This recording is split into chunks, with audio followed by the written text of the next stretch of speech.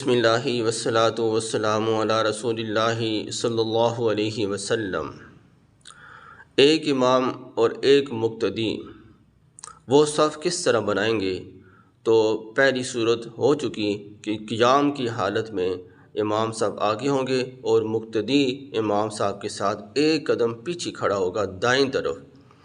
اور بعد والا آدمی جب آئے گا اگر آگے جگہ خالی ہے تو امام صاحب کو ٹچ کرے گا ایسے جسم کو، تو امام صاحب آگے چلے جائیں گے۔ اگر پیچھے جگہ خالی ہے تو وہ آدمی مقتدی کو ایسے پیچھے سے ٹچ کرے گا، تو مقتدی سمجھ جائے کہ یہ مجھے کہہ رہے میں پیچھے جاؤں، یا اس کی کپڑا پکڑ کر ایسے اس کو کھینچ کر پیچھے لے جائے، تو مقتدی پاؤں گھسیٹ کر پیچھے جائے گا۔ تو اسی طرح امام صاحب بھی پاؤں گھسیٹ کر اگلی صف میں جائیں گے۔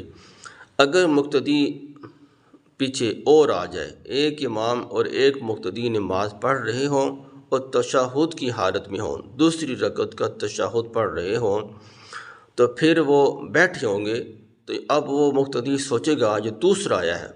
کہ اب میں کیا کروں، کس طرف کھڑا ہوں۔ تو وہ اگر تھوڑی دیر کے لیے اگر سوچنا چاہتا ہے کہ انہوں نے عبدو رسول تک پڑھ لیا ہے اور اس کے بعد وہ کھڑے نہیں ہو رہے، تو پھر وہ یہ ہے کہ اب اس کی دو صورتیں ہیں۔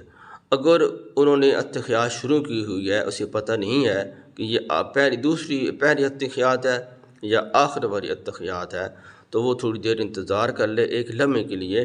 کہ اگر انہوں نے عبدو رسول پڑھیں گے تو پھر ایسے انگلی کھڑی کریں گے، یہ نشانی ہے کہ عبدو رسول انہوں نے اب پڑھ لیا یا اب پڑھ رہے ہیں۔ تو اگر انہوں نے ایسے عبدو رسول ابھی پڑھا ہے تو پھر انتظار کر لے کہ جب وہ کھڑے ہوں گے تیسری رکعت کے لیے، تو پھر اس مقتدی کو یا امام صاحب کو اگر آگے جگہ ہو تو وہ ٹچ کرے گا، وہ آگے ہو جائیں گے، اگر پیچھے جگہ ہو تو وہ مقتدی کو پیچھے لے جائیں گے۔ اور دوسری صورت یہ ہے، اگر وہ آدمی مقتدی دوسرا آئے، امام صاحب تشہد کی حالت میں ہوں، تو پھر عبدو رسول وہ پڑھ چکے ہوں گے، انگلی کا اشارہ ایسے ہوگا، انگلی ایسے رکھی ہوئی ہوگی، تو پھر یہ ہے کہ وہ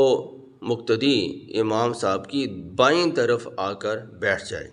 پہلا مقتدی ہوگا دائیں طرف بیٹھا ہوا، تو یہ امام صاحب کی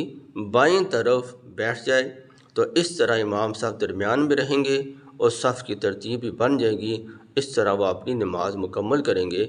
ایسا نہیں ہوگا کہ وہ جو بعد میں آنے والا مقتدی ہے وہ اس مقتدی کے ساتھ کھڑا ہو جائے، جس طرح کہ صف میں ترتیب ہوتی ہے ایسے نہیں کرے گا،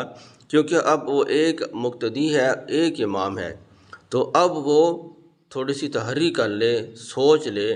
کہ اب 4 رکعت والی نماز ہے، تو پھر تو وہ سوچے گا۔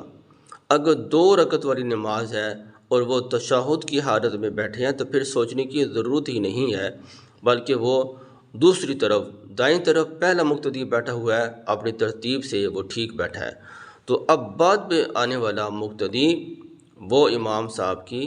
بائیں طرف تشہد کی حالت میں اللہ اکبر کر کے بغیر ہاتھ باندھے سیدھا تشہد کی حالت میں بیٹھ جائے گا